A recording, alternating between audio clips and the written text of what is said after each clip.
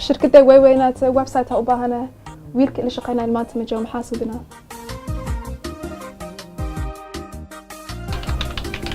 ما بتهي إنه وطن كيني ومقع يش مقع شو اللي يراد .so ما شاء الله ودك كان وباهنا مية هذا .com وكم مارنا .com .nl .co.uk .net ما شاء الله .so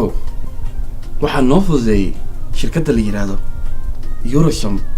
waxaad ka heli kartaa domainkii hostingkii haddii aad wax su'aalo qabto 24 saac waxaa ku taagan dhalinyaro loo caabiyay in ay ka qabtiraan su'aal walba aad qabto inay kaaga jawaabaan waxa ku sii dheer waliba qiimo jaban oo aad kala xiriiri karto mar walba online balad aan eegno website-keeda www.eurosom.so دومينك